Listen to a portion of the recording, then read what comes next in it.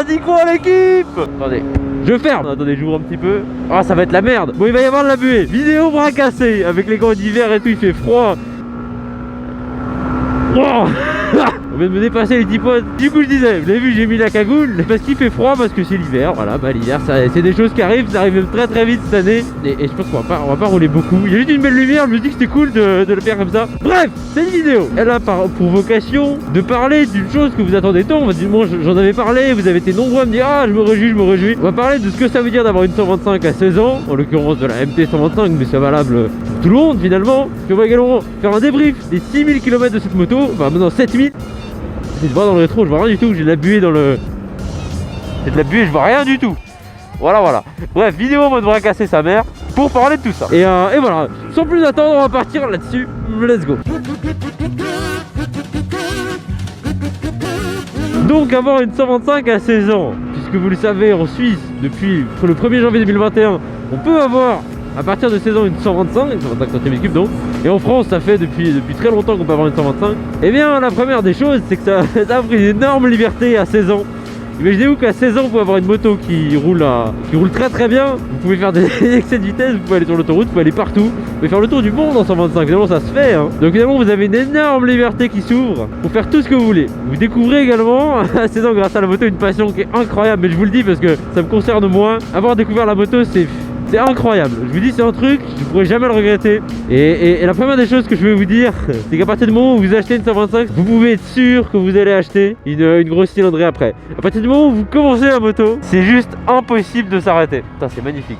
Par contre, avoir une 125 à 16 ans, ou même à n'importe quel âge, avoir une 125 c'est cher. Vous allez me dire, mais pourquoi c'est une 125, c'est une petite cylindrée? Mais au final ça coûtera pas beaucoup moins cher que d'acheter une 700. Pourquoi? La première des choses c'est que vous allez devoir acheter une moto. Les motos en 2021, si vous les achetez neuves, 2022 maintenant, à tout bientôt, et ben ça coûte cher, ça coûte environ 5000, entre 5000 et 6000 francs une bonne 125 à l'heure actuelle. Faut compter que vous allez devoir vous payer le permis, et je l'ai fait dans une dernière vidéo, je vous la mets en fiche juste ici. J'ai fait une vidéo explicative du permis, combien ça coûte, combien de temps ça prend, etc. Donc voilà, vous allez devoir passer le permis, ça va vous coûter 1200 francs, je vous spoil, mais je le dis dans la vidéo. Vous allez également devoir acheter un équipement. Et oui, parce que ça, il y en a tout plein qui me font, ouais mais l'équipement ça sert à rien, c'est chiant, ça coûte cher. Non, l'équipement, d'un premier temps, oui ça coûte cher, mais c'est beau. Arrêtez de croire que l'équipement c'est pas beau, l'équipement c'est beau sur une moto. Donc achetez-vous de l'équipement. Je suis pas là pour défendre le fait de s'équiper ou non, faites ce que vous voulez. Je vous dis juste que équipez-vous et que ça rentre dans le budget. Ensuite, une autre chose assez importante qu'il va falloir assumer, c'est l'assurance. Parce que l'assurance, bah, c'est obligatoire. Et tout dépend ce que vous prenez, ça coûte de toute façon cher. Ça peut coûter très cher ou un peu moins cher. Prenez-le en compte, sachez que vous allez devoir payer pour l'assurance. Et puis la dernière chose, c'est un peu tous les coûts qu'il y aura après, une fois que vous avez votre moto. Il y aura l'essence, il y aura des petites customisations que vous voulez acheter, que vous voulez mettre sur votre moto, que ce soit des leviers, que ce soit un pot d'échappement, des autocollants, je sais pas, bref, vous changez plein de choses sur votre moto, bah ça c'est des trucs qui coûtent, mais ça c'est facultatif. Bref, donc tout ça pour dire que ça coûte très cher d'avoir une 125 à 16 ans, et donc il faut anticiper ça et être prêt à assumer de devoir sortir beaucoup d'argent. Vous n'allez pas le regretter, je vous assure. Si vous voyez la moto comme une passion, vous ne pourrez pas regretter cet argent. Ensuite, puisqu'on parlait du permis tout à l'heure, j'en entends pas mal de gens sur internet dire que le permis 125 c'est un peu un permis poubelle, ça sert à rien, c'est vrai. Voilà, je vais donner mon avis là-dessus. Pour moi le permis 125 il coûte cher comme je l'ai dit, et il sert à rien dans la mesure où il permet pas 2 ans après, il n'est pas obligatoire pour 2 ans plus tard passer sur Concu ou quoi que ce soit. Le permis 125 permet seulement d'accéder à la 125 avant 18 ans, disons. Ensuite je parlais de l'assurance également. Quand je dis assurance, je pense que ça vous intéresse d'avoir un prix, de savoir à peu près combien je paye. Quand je parle d'assurance, moi je paye une assurance tout risque pour ma 125, c'est ma première assurance. L'assurance coûte donc 1000 francs par année, ce qui représente 83 francs par mois. Moi j'avais une réduction famille, pensez à le faire, essayez de voir si vous avez peut-être votre famille qui est dans une assurance où vous pouvez y souscrire également. Moi j'avais mon grand-père qui assure pas mal de voitures. Bah un grand-père forcément ça assurait beaucoup de voitures depuis beaucoup d'années, il faisait pas beaucoup d'accidents, ce qui faisait que j'avais une grosse réduction, ce qui fait que je paye 760 francs par année, ce qui représente 63 francs par mois pour un tout risque. Sachant que j'ai déjà complètement explosé ce prix là, j'ai rentabilisé 1000 fois. Je vous expliquerai à la fin de la vidéo pourquoi je vous dis que j'ai déjà rentabilisé l'assurance. Alors voilà, ça c'est un peu le récap pour moi de ce que c'est d'avoir une 125 à 16 ans. Alors bien sûr je dis juste, il y a sûrement des choses que je vais oublier de dire dans cette vidéo ou pas. Il y a sûrement des choses, je vais me rendre compte dans quelques jours, ah bordel j'ai complètement oublié de dire ça. Si j'oublie des choses, n'oubliez pas d'aller checker les commentaires, je mettrai un commentaire épinglé avec les choses que j'ai oubliées. Voilà, ça c'est pour moi la première partie de cette vidéo. Avoir une 125 à 16 ans ça représente ça. Et pour conclure cette première partie, je dirais que la moto ça me rend heureux. Si vous hésitez mais que vous avez les moyens, bah n'hésitez plus, parce que vous allez tellement kiffer. Je veux dire c'est juste incroyable la moto, donc voilà. Bref, j'arrête de tricoter, passons à la deuxième partie de cette vidéo. On va parler de ce que ça représente 6000 km après cette MT 125 2021.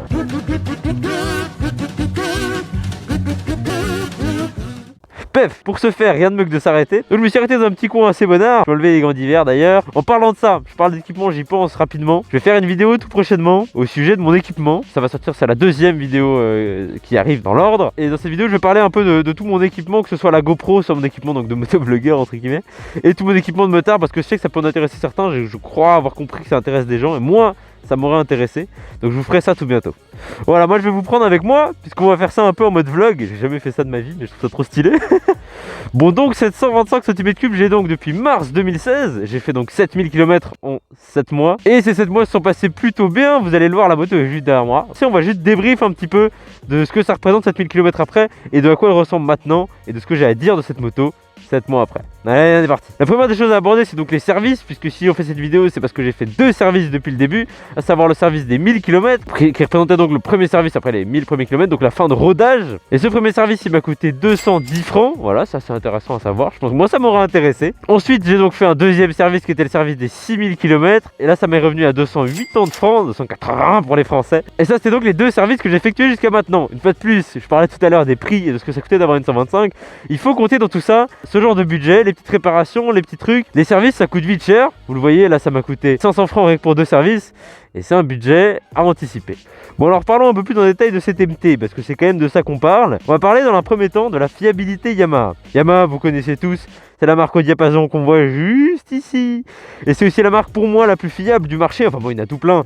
Et pour moi, c'est une marque hyper fiable qui a fait ses preuves dans tous les milieux. Et donc cette fiabilité Yamaha, elle explique en fait pourquoi on paye si cher. On paye 5400 francs donc pour cette moto, pour ceux qui ne le savaient pas. Et 5400 francs, ça se justifie par le fait que je n'ai eu aucun, et je dis bien aucun problème depuis le début que j'ai cette moto. Alors quand je dis aucun problème, c'est parce qu'il y a des gens qui en ont eu. Je pense ici notamment à des potes qui ont des ondes test, qui ont par exemple eu une vis du levier de frein arrière qui est partie. Elle est tombée, on ne saura jamais où elle est tombée. Je pense aussi à un autre pote en zone test à qui la moto, tout d'un coup après le service, ne redémarrait plus. Bon, c'est pas pourquoi, c'est peut-être une erreur du garage, mais voilà, c'est toujours ça. Un autre pote qui a eu le compteur qui a pris l'eau, le compteur de la zone test, c'était un peu là, bon, étonnant.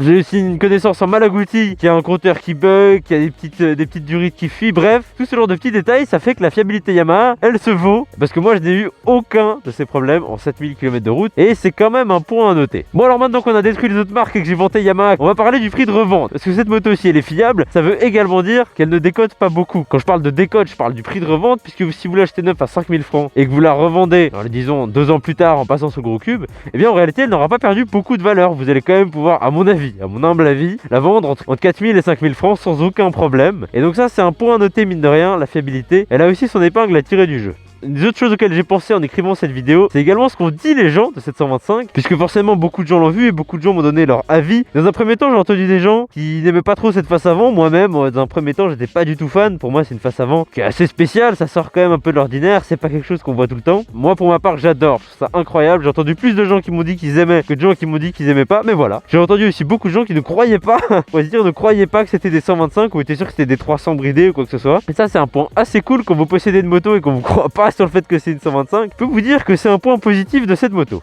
Bon, et puis maintenant j'aimerais parler d'un sujet qui me concerne un peu plus, mais qui finalement vous concernera aussi, puisque souvent quand vous achetez une 125, vous apprenez à conduire, c'est souvent votre première moto, c'était évidemment mon cas, mon premier 2 roues motorisé en fait de manière générale, et donc qui dit apprendre à rouler dit que vous allez peut-être faire des erreurs. Et quand je parle d'erreurs, je pense à des chutes, tout comme à rentrer dans des autres voitures. Et là je vais parler de quelque chose qui m'est arrivé en mai, c'était donc avant que je fasse des vidéos sur YouTube, que j'aille à une page Instagram, etc. etc. En mai j'avais donc 1500 km à mon actif, et je commençais à prendre la confiance en réalité de cette moto, je me disais ah ouais mais je maîtrise, c'est trop bien. Et dans un virage, je suis tombé pour ainsi dire. Alors quand je dis tombé, il m'est rien arrivé de très grave, c'était une épingle à cheveux en dévers et j'ai perdu l'avant, ce qui veut dire que la moto est tombée en glissant, donc j'ai été déposé par terre. Et pourquoi je vous dis ça? C'est parce que cette moto elle a son avantage vis-à-vis d'une sportive. Pourquoi? Je vais vous expliquer ça. Alors en fait, faut vous imaginer qu'une sportive, à partir du moment où vous la faites tomber, vous avez directement tout le carénage qui se trouve ici, qui va morfler. Et donc pourquoi je dis que cette moto a son avantage? C'est parce que celle-ci, quand vous allez tomber, c'est votre poignet qui va prendre, et éventuellement un levier par ici. Si vous tombez de ce côté, forcément le pot, moi c'était de l'autre côté. Et donc ça veut dire que d'acheter cette moto pour commencer, ce sera mieux que d'acheter la R125 qui est donc une sportive. Au passage, l'assurance d'une sportive sera plus chère que l'assurance d'un roadster. Voilà, c'est un détail, mais mine de rien, c'est assez important. Je vous le dis, si vous voulez apprendre, c'est un peu mieux, vous aurez un peu moins le seum en tombant. Mais cette histoire de chute, elle me fait aussi vanter le fait que c'est important d'avoir de l'équipement, puisque vous l'avez peut-être remarqué, si vous êtes vraiment un observateur, mais sur le côté de ma veste ici, vous voyez que mon épaule est un peu arrachée et j'en ai un petit peu sur la manche, on le voit sur certaines photos d'Instagram. Et vous le voyez, c'est quasiment rien, c'est 3 fois rien, c'est du cuir qui est un peu morflé. Parce que si j'étais tombé ensuite, j'aurais d'une part arraché mon sweat, mais j'aurais également arraché un bout de ma peau en dessous. Et faire une pizza, c'est pas hyper agréable. Donc je reviens sur ce que je disais avant, équipez-vous, parce que c'est tout con. Mais grâce à ça, ma veste et moi, on a quasiment rien du tout. Bref, j'ai beaucoup parlé pendant cette vidéo, j'ai un peu paragouiné.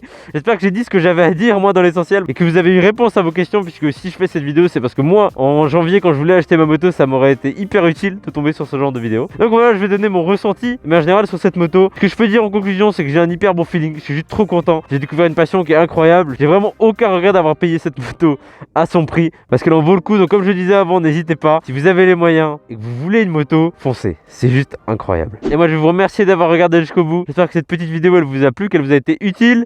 Et sur ce magnifique petit coucher de soleil plutôt bonnard, on va se dire à la prochaine. Faites attention à l'hiver et j'ai quelque chose à vous teaser. Vous et moi, c'est la dernière fois qu'on voit ce vieux pot d'échappement dégueulasse, puisque je vais le changer cet après-midi en faisant une vidéo bien évidemment qui sortira dans 2 semaines. Donc abonnez-vous pour ne rien rater si ça vous intéresse. Je vous remercie encore une fois d'avoir regardé cette vidéo jusqu'au bout et je vous dis des gros bisous. Merci, bon hiver, ciao, bye bye.